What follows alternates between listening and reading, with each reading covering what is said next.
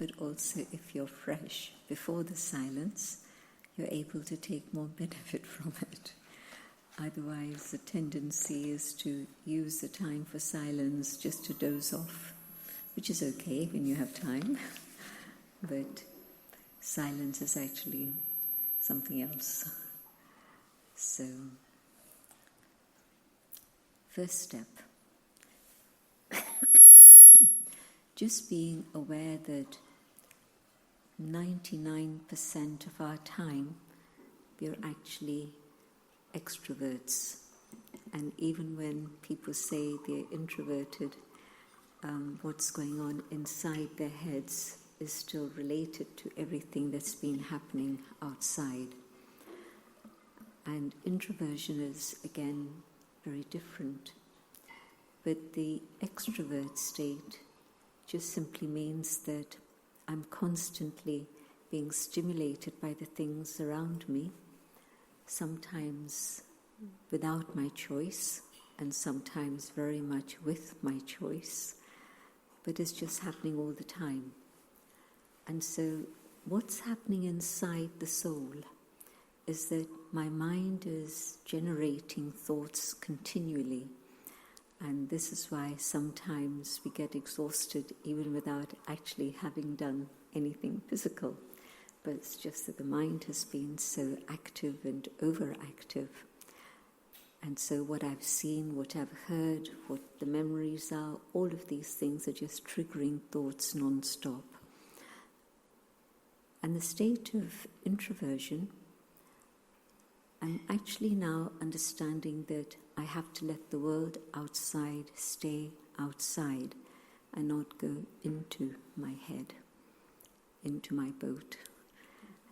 And when I go inside, first and foremost, I'm looking at myself, the inner being, the soul, and what's going on inside. And for most people, they've never ever had a dialogue with themselves. Or if they do, then it's very rare. Maybe once a year that they take the time to look inside and have that inner dialogue with the self. Me talking to myself and being aware that I'm talking to myself. And so that conscious silence in which I go deep inside and firstly just see what is the quality of my thinking. And it can be very different. It can be negative, it can be wasteful, it can be ordinary, or it can be that which is actually useful, worthwhile, and it can actually be elevated and pure. It can even be noble, in which I'm thinking about really what I can do for the world. And so in introversion, firstly I'm checking the quality of my thoughts, and I'm bringing them to the point where I'm now looking at the inner being, the soul. I'm looking at what's happening in terms of my feelings. I'm coming to that state where really I can be Om Shanti. It's a very lovely expression that religion, my religion, is peace, which is what Om Shanti conveys. So it really takes us beyond all other external religions, but just that my original state of being is peace. And so to think about it, but not just leave it at thinking about it, but allowing it to sink deeper so that it's actually a feeling that I have, an experience that I'm connecting with. And if I'm thinking about it as my original state of being, then it's quite easy to connect with that which is already there within me. I'd forgotten, but now I want to awaken that memory. And so it's easy to awaken that feeling of what it means to be really quiet and peaceful and be at peace with myself. And so turning inwards, that state of introversion, and using my mind in a very constructive, creative way. Silence is not empty space. Silence is a creative space in which I'm connecting with myself very deeply. And the deeper I go, the greater the stillness, and it's not many thoughts like there were before. When I'm on the level of negative thinking, the thoughts are very fast, very fast. And the more I go up the scale, waste thoughts can also be actually quite speedy, but not as strong as the negative thinking. And ordinary thoughts, they're not as fast as the others, but they're still constant, continuous. But when I start moving into this area of soul consciousness, awareness of who I am, thoughts slow down considerably. And there's more and more space between the thoughts. And so the silence is natural. It's not that I'm stopping thoughts, but I'm channeling my thoughts in the right direction. And so there's that space between the thoughts, and I can feel the original qualities of the self. Peace opens the door, and I can experience the love, the original state of joy, the truth that lies within. So all of this becomes part of that first step of just introversion and letting the world be out there, but I'm now on my own inner journey. And I would imagine that most of the people in the room believe in God. I don't know for sure, but I think. And if I'm not comfortable with the word God, divine, the source, the creator, whatever term I wish to use, and if none of that works, it's okay just to stay on the level of soul consciousness. And what I've found is that if people have been practicing soul consciousness, it's highly effective in their life anyway.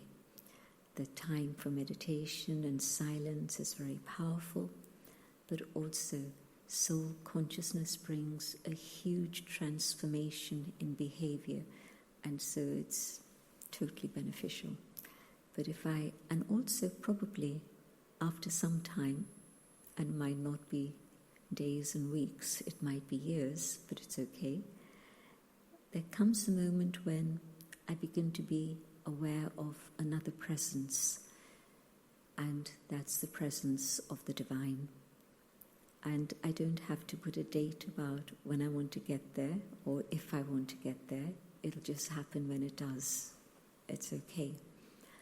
So that stage of really going on that inner journey and creating pure, powerful thoughts is meditation. And when we use this word yoga, then yoga means union, communion, connection. And this is why then we talk about Raj Yoga, the one who is the supreme, the highest, connecting with that one. And of course there's a very simple understanding we have of the divine, and that is a being of light, no human form, no face, no angelic form, no other form, just light, like you see in this image, and you've seen that image in other places in the house also. But if there is comfort with the connection with the divine, then that is yoga, the union. And in the first instance, just knowing that the divine is the bestower. If you think about all the titles that have been given to the divine in all the traditions, whether it's 99 names or it's many other names, whatever it is, but experimenting with each one of those names. The one who's the compassionate one, the one who's the peacemaker. Take up any of those. And so you can see that there's a lot that you can dwell on, so that the mind never gets bored with any of this. So it's not like a chant, taking up one word and repeating it, but take up any of the qualities of the divine and experiment with them. And it's a very rich, fulfilling experience. And so today, through your day of silence, if you need to rest, fine. But the rest of the time, when there's one particular stop, and that is to talking, and that gives that space inside where it doesn't stop what I see, it doesn't stop what I've heard in the past, all of that is still there. So it's a very active exercise still to move away from all of those things and move to the awareness of the self and the divine. But there's hours through the day when you can experiment with this idea. And if there's more and more that feeling, that experience of who I truly am, that eternal, immortal being, that would be beautiful. If the experience comes quickly, that's great. But if it doesn't come, it's okay. Just keeping my thoughts focused in the right direction is still meditation. And so, how does all of this transform me? Well, the first step, the transformation of the quality of my thinking. And although I'm maybe practicing this in a conscious way 10 minutes, and I increase the time gradually, or however long I spend in that time, it's not just an impact at that moment. The effect of that lasts much longer. I remember talking to a biofeedback chemist, scientist, and he was saying how 1 minute of anger leaves a reaction in your body for at least 10 minutes. And if you have 5 minutes of anger, it's not just an additional few more minutes, it's like 30 minutes and longer. And if it's more and more, well, the adrenaline moving back to normal, the blood pressure going back to normal, the heart rate coming back to normal, it's an extended period of time. In the same way, if I'm experimenting with peace, with truth, with love, the awareness of that stays with me long afterwards. Of course, the fewer the minutes, the less the time, but the longer the minutes, then the greater the impact. And so, things that perhaps would have been a trigger for irritation, if not anger, I'm able to smile instead of getting irritated. The door's not opening. It's okay. Let me try again. Whether it's numbers on a lock or the key, it's okay. So in little things, you begin to see how your thinking, your perception, and your attitude has changed. And of course, yoga has always been described as the fire of love, the fire of purification. Mystics from all angles, whichever tradition it is they come from, there's always that mystical part of that tradition. And so mystics from all traditions through the ages have spoken about not just the joy of that union, but also the experience of love in that union, and how that love is a purifying energy, like fire can purify. In the same way, the love that one experiences through this is that which is purifying the soul. The rubbish that I've accumulated is being burnt away, and I'm feeling lighter and cleaner and purer as a result. And so the mind is going through the purification process, and it's having an impact in my life. The way that I understand things, the mind is just reactivity, thoughts. But the place where my belief lies, in a way it's artificial to talk about divisions, because the soul is just this infinitesimal energy. But just like with electricity, it's the same electricity, but here it's light, here it's sound, and if the air conditioning were on, it would be cold, it would be hot, whatever. So same energy, but using it in different ways, in different applications. And so it's useful to think about the different applications of this inner energy. And so one application are my thoughts, my feelings, and give it the label, the mind, or the feelings, the heart. So the heart is not here, spiritual heart, the physical heart is here, but the spiritual heart is actually here in the soul itself, the feelings that I carry.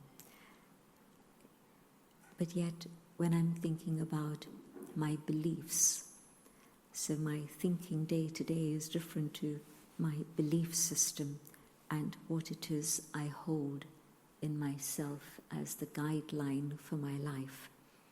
So my belief that I'm a body and the belief that I'm a soul, you can see how vastly different these two beliefs are.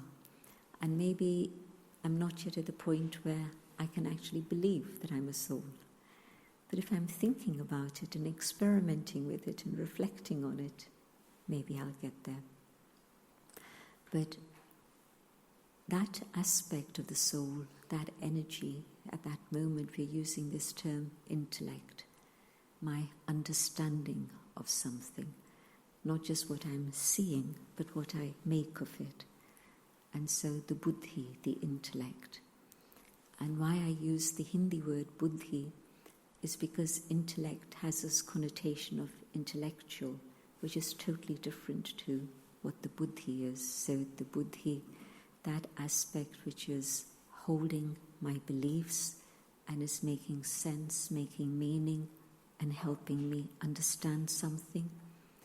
It's also the container in which I can choose what to put. I can hold it just on the level of facts and information, but I don't need to. There's lots of devices that you can have that can hold the facts and information now. I don't need to keep it all in here. But beyond that, it can hold knowledge. And so I'm taking knowledge as something which is absolutely vital, whatever form of knowledge it may be, but also especially spiritual knowledge. And to the extent that I'm following that spiritual knowledge in my life, to that extent then there is wisdom. And there's knowledge within the soul. And what we're doing is awakening that aspect of what is there already within. And so wisdom lies within the soul, and it's a process of awakening. A lot of people, when they hear spiritual teaching, say, it's as if I knew this already, but I hadn't been able to articulate it. Or they'll say, but I knew it, but nobody was there to confirm it for me, and now it's been confirmed. So, an indication that it's there somehow. And so I'm awakening all of that. And I'm experimenting with using it then further and further in my life. The buddhi is also that part of me which uses that wisdom to discipline my thinking. My thoughts don't know where to go. They'll go all over the place. just everywhere and anywhere, very fast. But the image used in India always is of the wild horse and the reins with which to be able to guide the horse, so that the horse's energy is being used in a worthwhile way. The wild horse is just racing, running around, and nowhere to go, no destination to reach. But once the buddhi has this wisdom of understanding soul, and it's now using that belief, that understanding, to bring the mind back to where it needs to be. Very sweetly, very gently. You know how people who train horses do that? How do they tame wild horses? A trainer in Australia, from Australia, I met him here, he'd come here, he'd gone to the centres in Australia and they'd recommended him to come here. And I met with him and his wife, and they were both trainers. And they asked me, do you know how we train horses? I said, no idea. And he said, it's very easy. It's what you do in meditation. And that's what we do. We just whisper sweet nothings into the horse's ear. I thought that was very lovely. I haven't tried it. But the horse is tamed when you talk to it gently, sweetly. You're not telling the mind, stop this. You're leading the mind gently in another direction. And so keep moving the mind in a specific way. Good signal.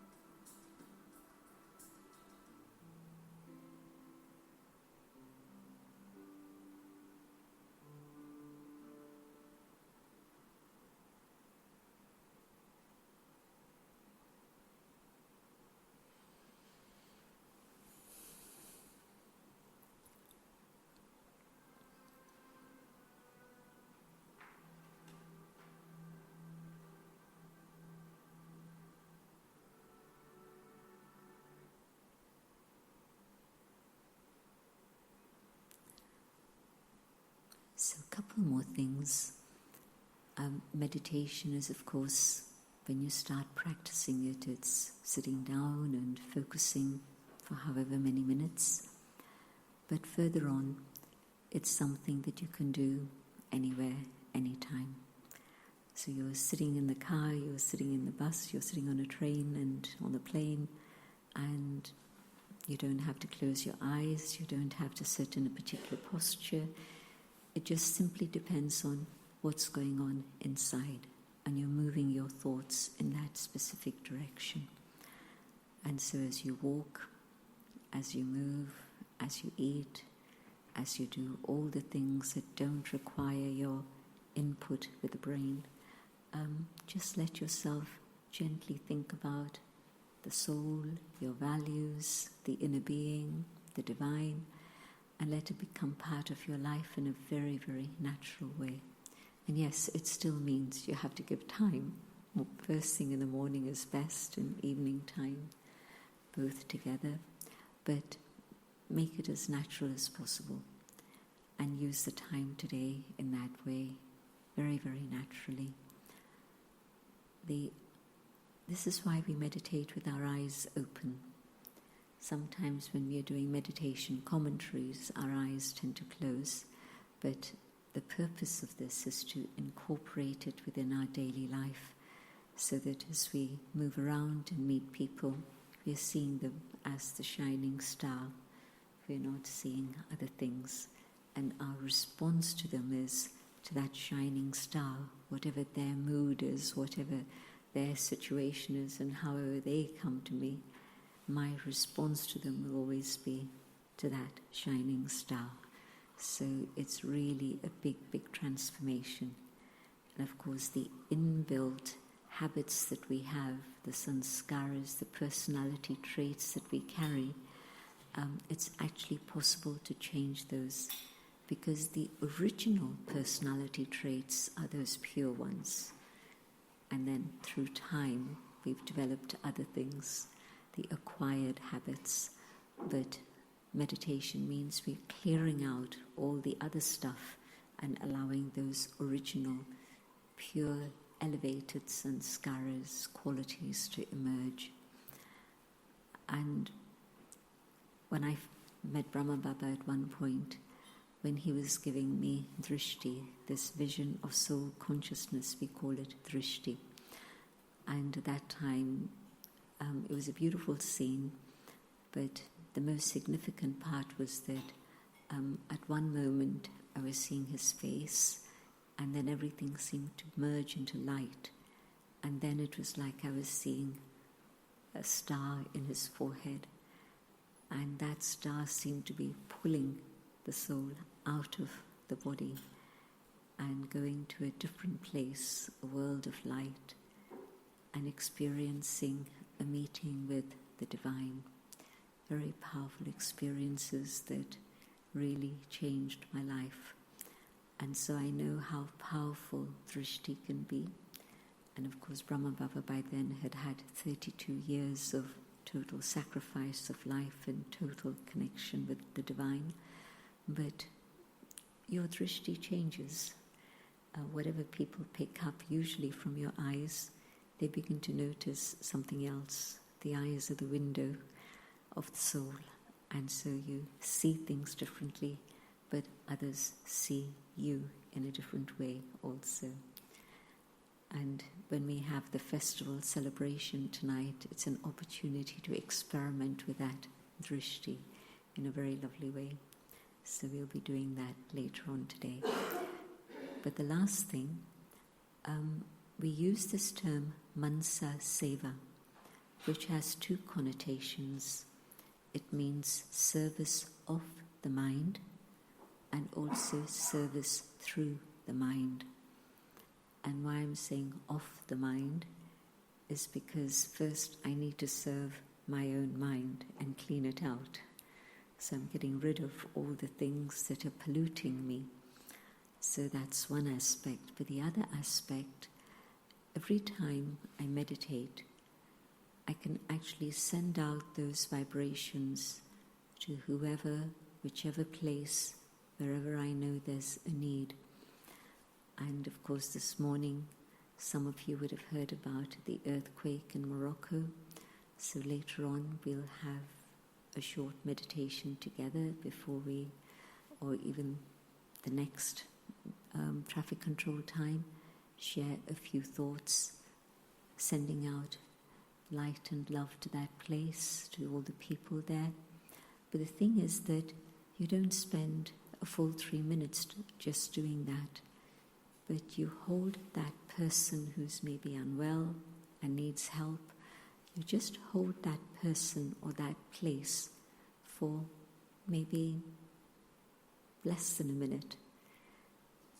And then you just connect with the divine and let that one take care of whatever is needed.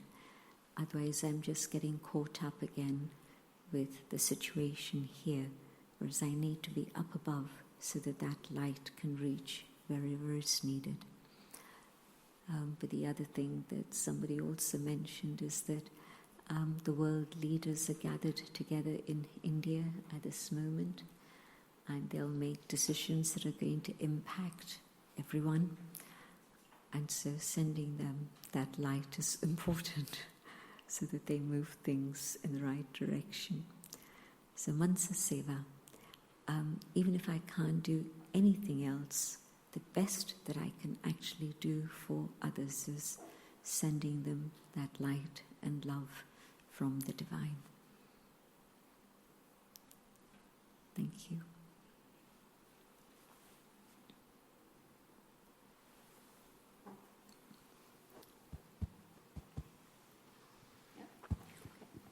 So, okay, I want to just add a couple things to what Sister Jayanti just said.